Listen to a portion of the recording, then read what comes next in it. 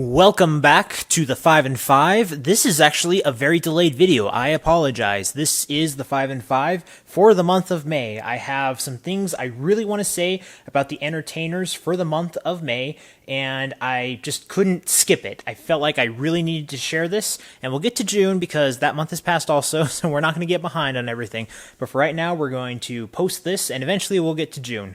And something a little different this time around, I am actually going to do all the yeses first, and then all the nos. I feel very strongly that I have to put a little extra emphasis on the nos, so I'm going to save them for last. I try to be positive on this channel usually, but right now, I need to make sure that everyone understands I feel very strongly about these nos. So let's get the music going. We'll start on the yeses, and down to the nos, we're going to highlight these 5 greats and 5 worst moments that entertainment had to offer for the month of May 2021. Alright, so let's get started. The first one, number 5 for the 5 and 5, we are going to highlight Phil Mickelson. This man is the oldest major winner in a golf tournament. He is 50 years old. Now, full disclosure, I'm not the most huge golf fan. It's fun.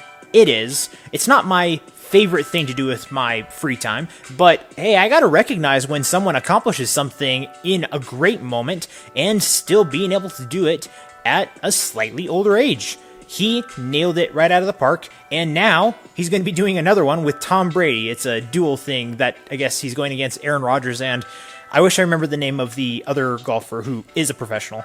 But yeah, Phil Mickelson for you, ladies and gentlemen. All right, number 4 for the month of May, we are going to highlight John Krasinski. John Krasinski releases A Quiet Place Part 2 in the month of May, and it does a really good job. Some people are saying the movie is better than the first one. I am in the category of I like the original one, but I recognize that the second part is really, really good.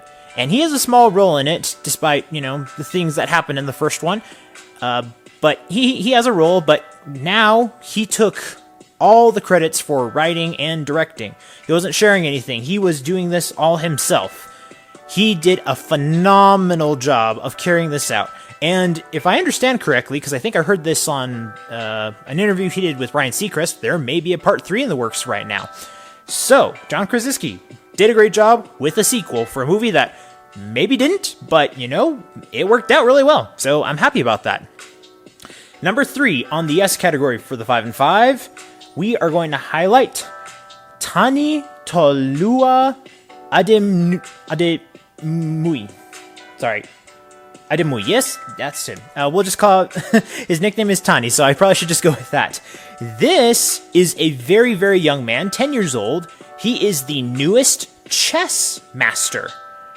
He entered a tournament, one of the most official ones here in the States, and he has become a chess master. He originates from Nigeria, and he was homeless at that point. I think he went through a refugee service and situation, and he arrived here, and he's been working for the last 3 years, now he's 10, and has become a chess master at the age of 10. Now, he's not the youngest, but he is one of the youngest to have this happen.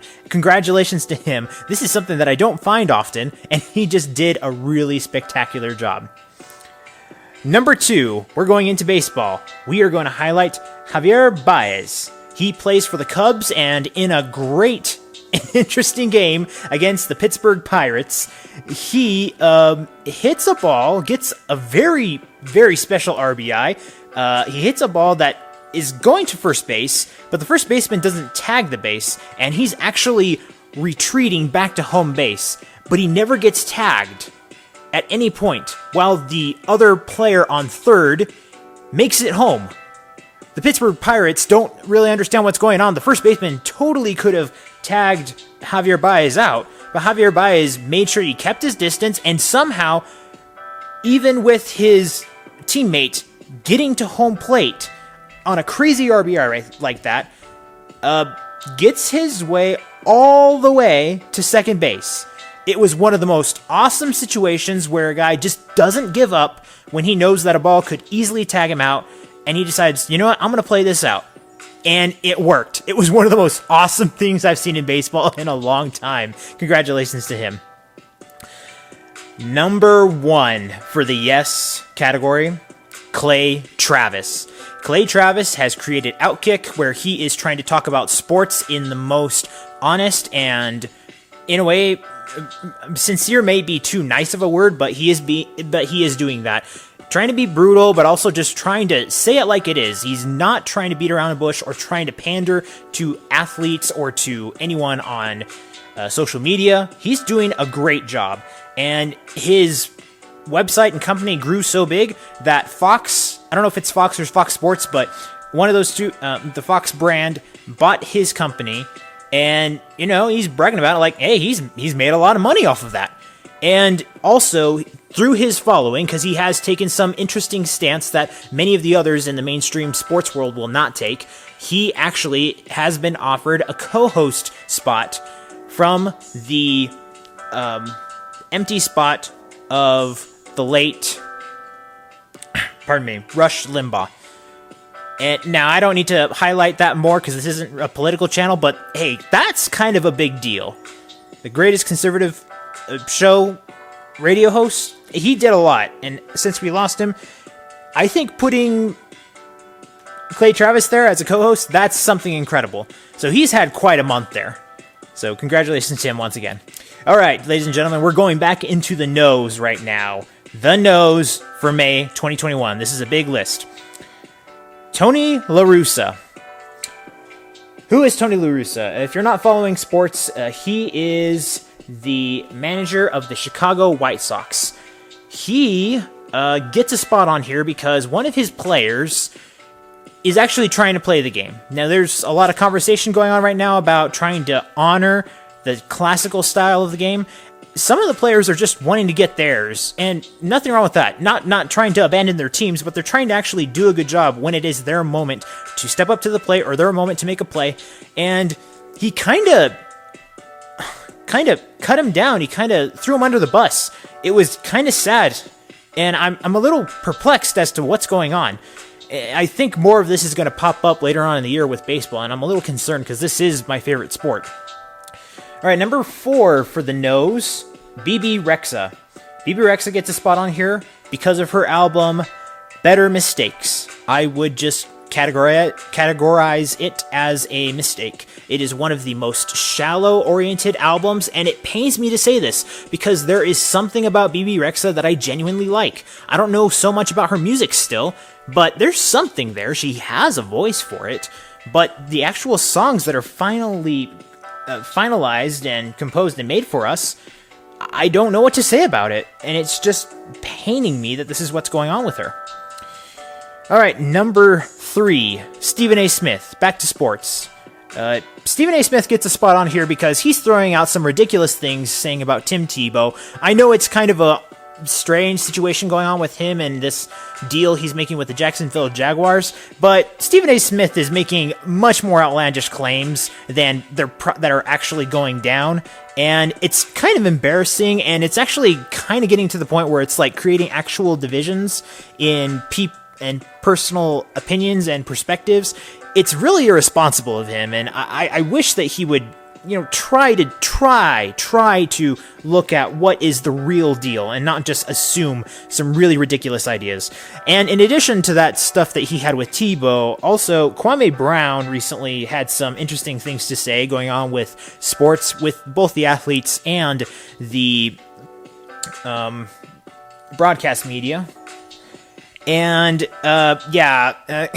Stephen A. Smith basically was just a child replying back to him. It was really embarrassing, and Kwame Brown is really, there's not everything in what Kwame Brown said that I endorse, but there's something about it that I'm like, well, he's got a point, and Stephen A. Smith, he doesn't have really much a leg to hold on what we have to hear and have to say back to him at this point.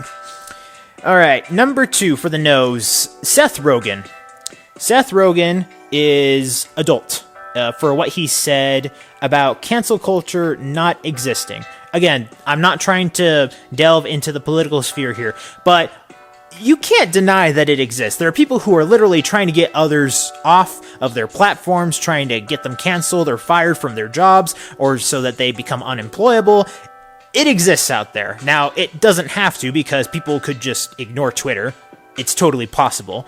But come on, man, you really need to see things for what they are right now. It exists. It shouldn't, but actual accountability, not the fake stuff that some of these other conceited and self-righteous people are trying to take on. That's not what accountability is. Real accountability is something much different and actually, honorable.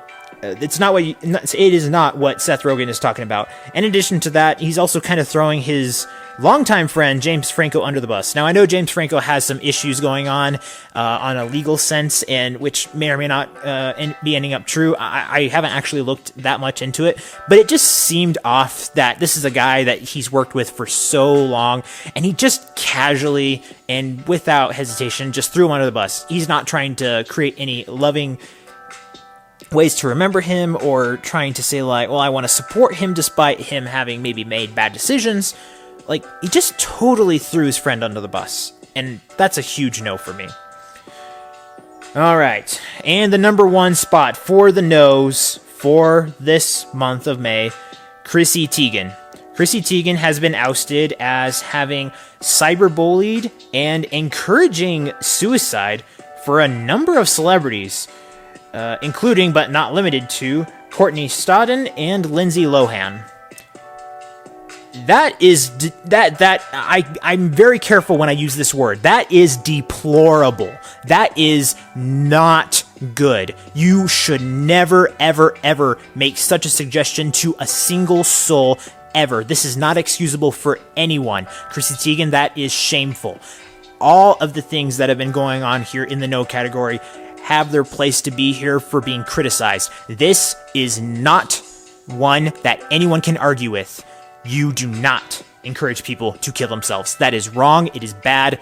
That is the list for the 5 and 5 of May 2021. If any of you guys have suggestions that you want to include for the following months, or maybe someone that I missed, let me know. Yes or no, one of those two categories, let me know. And make sure that you follow here. Yes, we are coming to bring you a lot of new things very soon. I'm excited to tell you that. Remember, get that yes in your life, stay away from the no, encourage the good things in life. I'll see you guys very soon.